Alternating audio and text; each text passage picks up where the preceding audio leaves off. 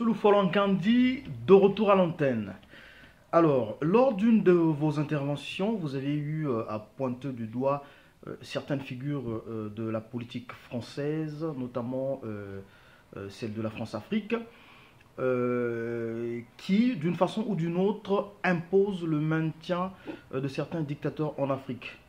Dans quelques mois, ici en France, ici Paris, d'où vous prenez la parole, d'où vous défendez la liberté de la presse, la liberté des Congolais, que vous défendez tant bec et ongle, s'installera en France, ici donc une nouvelle république, la France, où ici tout se décide pour les Africains, où tout, vous et moi connaissons, se calcule. Un mot pour cette nouvelle France qui va arriver, un mot pour ses têtes, un mot pour ses collaborateurs de la France-Afrique. Monsieur Lufolo-Nkandi. De cette question, je voulais dire, j'ai trop parlé dans mes vidéos précédentes du président Hollande, de M. Manuel Valls quand il était Premier ministre, et puis M. Laurent Fabius quand il était ministre des Affaires étrangères. Puisque M. Fabius n'est plus là, Manuel Valls n'est plus là, au moins le monde entier sait que nos malheurs, nos misères, c'est M. Hollande qui a mal traité cette affaire.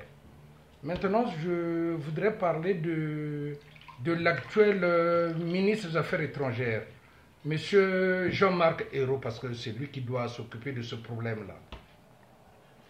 M. Jean-Marc Ayrault, je l'ai connu quand il était président du groupe socialiste à l'Assemblée.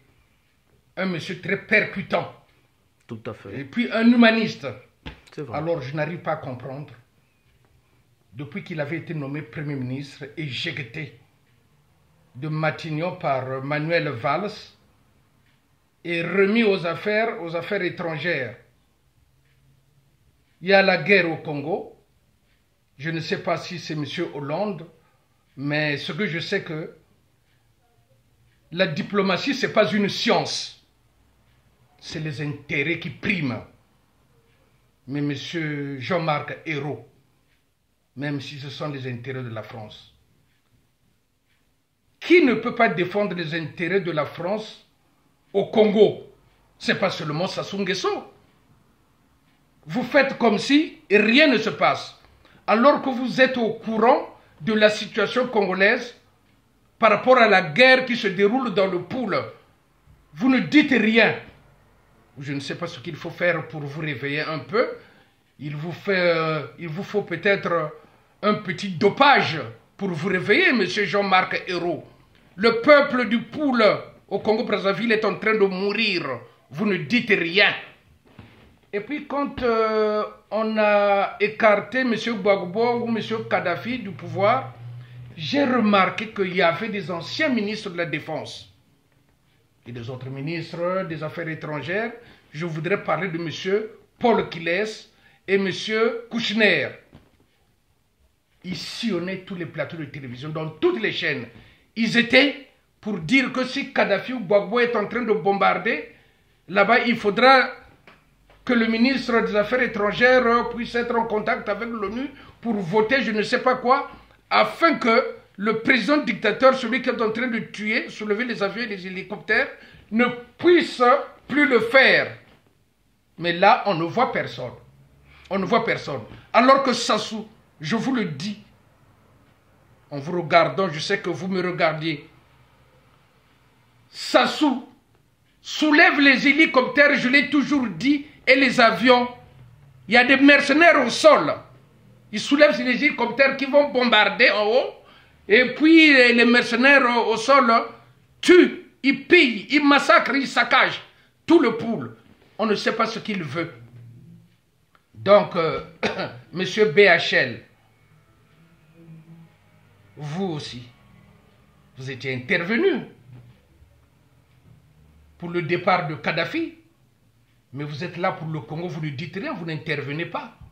Monsieur Kouchner, on vous a vu à Mogadiscio soulever les sacs de riz, soi-disant pour défendre les réfugiés.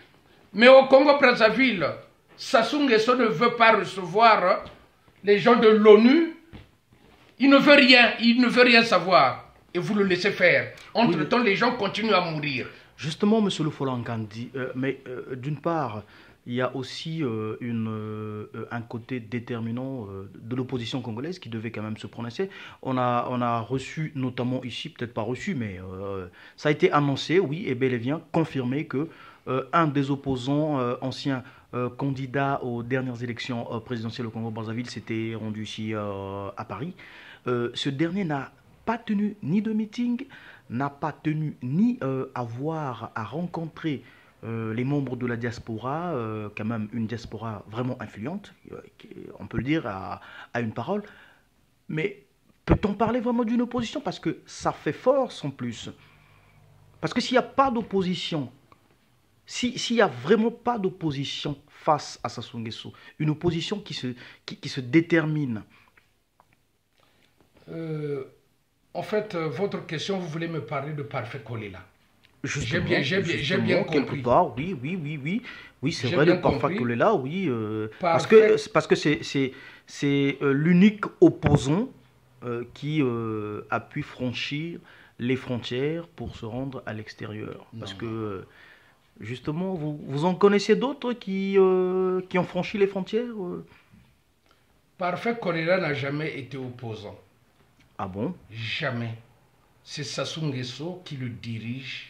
Expliquez-nous, M. Le Folangandi, vous qui en savez trop. Mais Parfait Kolela a été nommé chef de l'opposition par Sassou.